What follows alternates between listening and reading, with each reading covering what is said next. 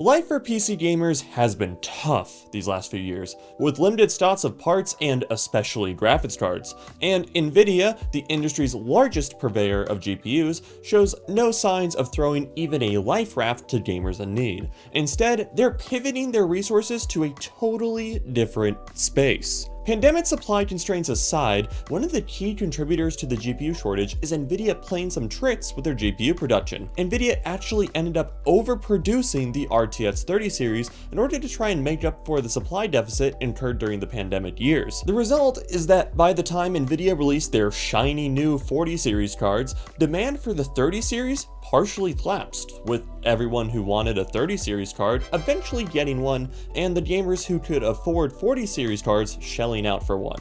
But Nvidia still needs to do something with the warehouses full of 30 series cards they ordered. How does Nvidia plan to move all the stock? By playing some more games. Pun not intended. For starters, Nvidia's shiny new 40 series cards are expensive, and there's no doubt in my mind that one of the key leading factors of this price hike generation over generation is to try and get consumers to settle for a 30 series card. While we're talking about pricing shenanigans, I should also mention that Nvidia dropped the price of the 30 series. One notable example is the 3090 Ti dropping down by $1,000.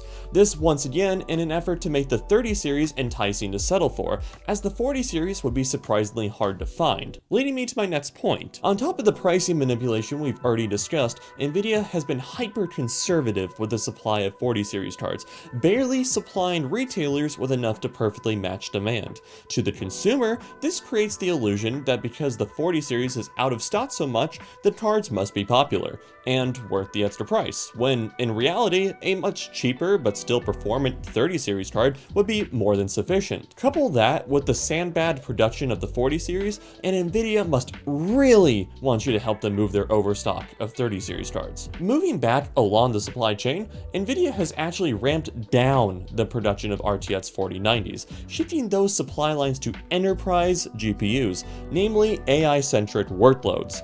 We actually did a whole video about that, which you can check out here. Most of you watching this video are probably familiar with Nvidia for their GeForce gaming graphics cards, but as it turns out, that's actually a small market for Nvidia's actual cash cow, enterprise GPUs. Nvidia is a massive player in the enterprise space, and borderline have a monopoly on all things powering creative production work to AI and deep learning models.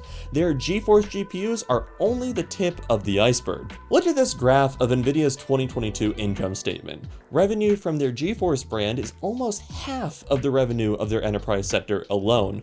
Nvidia is much more incentivized to cater to their enterprise clients over gamers, especially if you're powering the latest in AI technology like ChatGPT, whose upcoming new data model is going to require more than 30,000 GPUs, all of which Nvidia will supply. So if you're Nvidia, it makes more sense to bank on the guaranteed revenue and demand from 30,000 AI accelerant GPUs as opposed to 30,000 RTX 4090s that risk sitting on shelves.